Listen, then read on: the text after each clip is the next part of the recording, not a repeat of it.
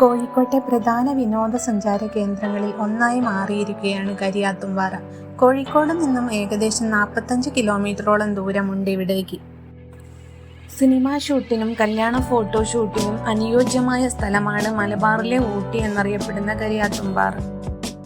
പാറക്കൂട്ടം, ഉരുളൻ കല്ലുകൾ, തണുത്ത വെള്ളം, നല്ല പച്ചപ്പ്, ചുറ്റുപാട് മലനിരകൾ, ഇതെല്ലാം തന്നെയാണ് ഇവിടേക്ക് ആളുകളെ കൂടുതൽ ആകർഷിക്കുന്നത്.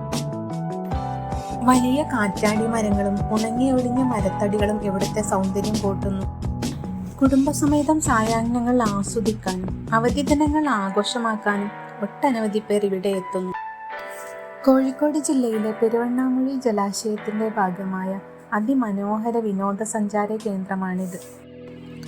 വയനാടിനോട് അതിർത്തി പങ്കിടുന്ന കൂറ്റൻ മലനിരകളാണ് ചുറ്റിലുമുള്ളത്. ഉരുളൻ കല്ലുകൾ നിറഞ്ഞ പുഴയും പൈൻ മരങ്ങളും മലകളും കരിയാത്തുംപാറയുടെ ആകർഷണം കൂട്ടും. കോഴിക്കോട് നിന്നും ബാലുശ്ശേരി, കൂട്ടാലിട, കൂരാച്ചുണ്ട് വഴി ഇവിടെ എത്താം. കൊയിലാണ്ടി ഭാഗത്തു നിന്നും വരുമ്പോൾ ഉള്ളിയേരി, നടുവണ്ണൂർ, കൂട്ടാലിട വഴിയും ബാലുശ്ശേരി വന്നിട്ടും വരാവുന്നതാണ്. താമരശ്ശേരി ഭാഗത്തു നിന്ന് വരുമ്പോൾ എസ്റ്റേറ്റ് മുക്ക് വഴി വരാം. കൂരാച്ചുണ്ട് ഗ്രാമപഞ്ചായത്തിലെ മലയോര വിനോദസഞ്ചാര കേന്ദ്രങ്ങളിൽ ഏറ്റവും കൂടുതൽ ആളുകൾ എത്തുന്ന പ്രദേശം കൂടിയാണ് കരിയാത്തുംപാറ. കരിയാത്തുംപാറയുടെ തൊട്ടടുത്തുള്ള വിനോദസഞ്ചാര കേന്ദ്രമാണ് തോണിക്കടവ്. കരിയാത്തുംപാറയിലേക്ക് പ്രവേശന ടിക്കറ്റ് എടുത്തിട്ടുണ്ടെങ്കിൽ അത് തന്നെ നമുക്ക് തോണിക്കടവും ഉപയോഗിക്കാൻ പറ്റും. രണ്ടിടത്തേക്കും കൂടി ഒറ്റ ടിക്കറ്റ് വാങ്ങിയാൽ മതി. മേഘങ്ങളെ തൊട്ടു നിൽക്കുന്ന വാച്ച് ടവറും ശാന്തമായ ജലാശയവും പച്ചപ്പും ഹൃദയദീപമെല്ലാം കാഴ്ചക്കാർക്ക് നൽകുന്നത് ഹൃദ്യമായ അനുഭവമാണ്.